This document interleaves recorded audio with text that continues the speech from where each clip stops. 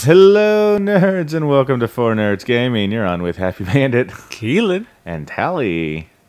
This is the Sharpshooter only Road to Commander. Oh, I love that one. Go back up. Go back up. Up, up, up, up, down, down, up, down, up. That one. This is that bar. Oh, yeah. That is the emblem of a guy who has not customized his emblem yet. Yeah. That's the default. It's funny. That's I don't know what rank that is, but the next level, it's a gold bar like that. Yeah, in SOCOM you call that a butter stick. Yep, that's what we call it. Stick of butter.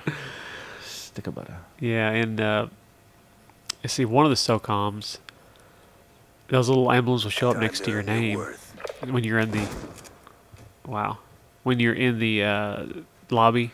Mm-hmm. And so I think that's one of the first rank you get on that game was that butter stick. I forget what actually it is, but then after that, like the you get a butter stick, and then you get a double butter stick, and then you double butter. Yeah, and then they had one that was like a star that had a lot of points on it, and from the low res on that PS2, it looked like a cookie, so they call him a cookie, looked like a chocolate chip cookie.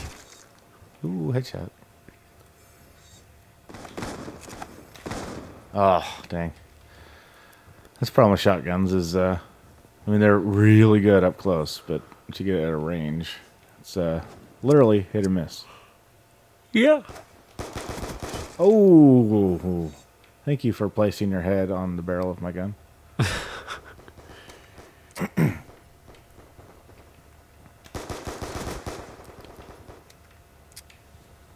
I got to give credit to a friend of mine for getting me into the games that I was getting. You know, I used to work with this guy,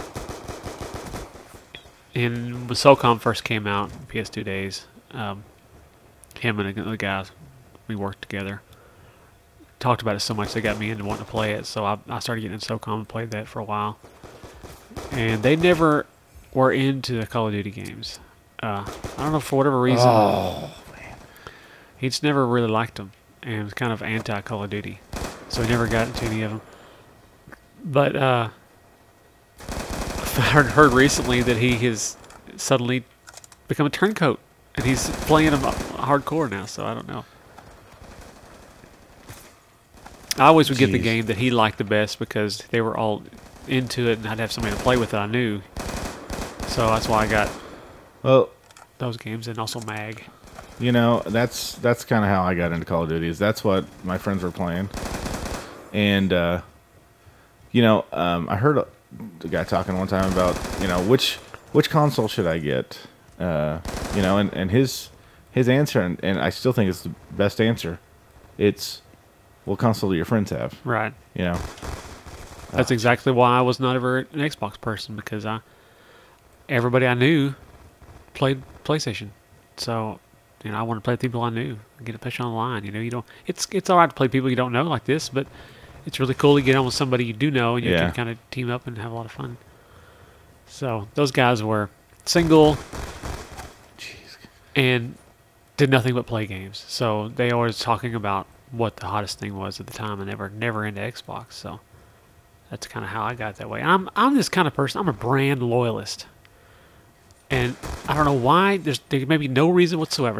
If you were actually to lay out the differences between one brand or another, I don't care if it's a car company or a soda or whatever. If you lay out all the pros and cons, it may be very illogical for me to be a fan of this particular whatever, but it won't matter.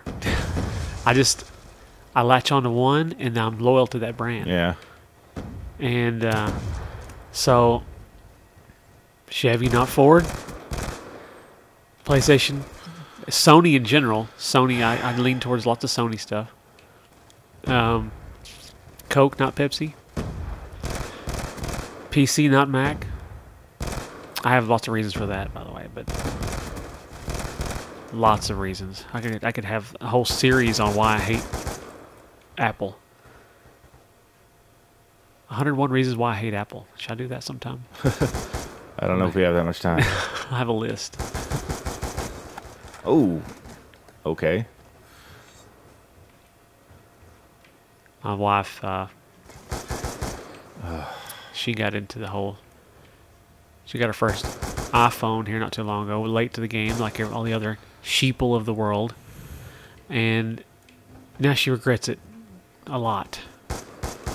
And every time she discovers something else that she hates about the Apple, I say, "Yep, you see what I'm talking about?" And she finally agreed with me and realized that I'll never own another Apple product.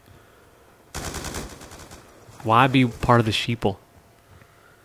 Huh? Just because everybody else has got one does not make it good. Well, I'm playing devil's advocate. I'm really Almost up. I don't really care one way or the other. I do have an iPad. It was a gift. And I like having it. I find it useful. So I mean, they do some things good. Well, yeah, I'm not going to say they're I complete mean, trash. I'm not going to try to be that ignorant, but I just prefer. What a ridiculous final kill. Oh, that was not a good game, but oh well. Hey, have some bullets through everything.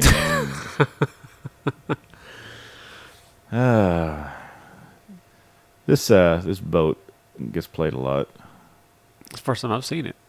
It's funny. I mentioned before, but I thought, when I was planning on doing this, that map was going to be the one that was constantly being played. But it's this one, the standoff, that I'm seeing more than anything. So I'm going to vote random just because it's been a lot there. Some of my best games have been on there, but I've also had some bad ones on there too. So of course that's been basically every map so far. It's been a lot of highs and lows through this journey, but Well, that's the way it goes. yeah. But I'm having fun. Like I said in the very first episode, is this was one of the things I wanted to do when I got all this stuff, is do something like this at some point. It was figuring out the logistics of it was the problem, and there's a lot when you have yeah, 3 kids. and I thought I had everything figured out in my head. Everything was planned out really well, and then they announced Double XP Weekend was a week earlier than I was expecting it to be, and so that kind of threw me off. It's like every time they've released a DLC, it's been the weekend after, so that everybody can play with the new DLC. But this time it was the weekend before. Whatever. Where the hell are all the peoples? There's a guy right there. Thank you.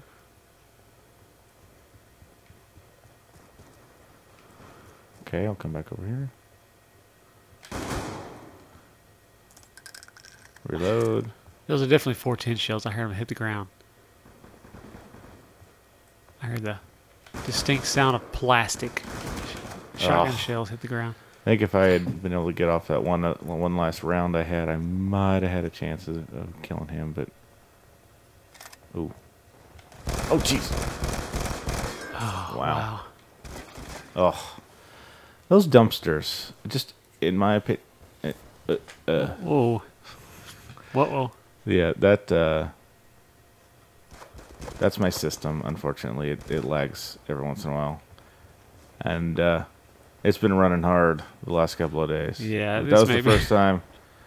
That was the first time it's happened, though. So. You might want to consider getting you a new one here for long. I don't know. But anyway. Ooh. Well, I'll take that with the last bullet. Oh, gotta reload quicker. It's got some miles on it. Yesterday, I came into the house and somebody had left a PlayStation on, just sitting there running on this pause screen for until how many hours. And I told my daughter, I said, who left that on there? I said, that's just every minute that thing is on is a minute closer to its demise. And she said, well, that's a negative attitude. I was like, no, that's just a fact. These things are not made to last forever, and they won't last forever. And this is a new one I just got. I want it to last as long as possible. And sitting there just idly running. Well, I gotta say though, the new models last. I mean, they're built a lot better than Oh, good, I did get that. I would have been mad if I hadn't gotten that guy over there after all those bullets. Yeah. But the new models do hold up better than the originals. Yeah, I agree. Each system they put out, they put them out without being field tested. Obviously, they're not out there being ran for thousands and thousands of hours by different people all over the world, and you really don't know what it's going to do until. Oh, this has a launcher on it. I had no idea.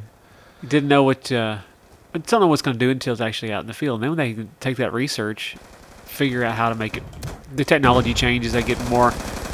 You're building the same machine basically, do the same thing, but from the time they release it, things have gotten to be cheaper, smaller, more efficient, and so they put the next version out, and it's always better than the second one.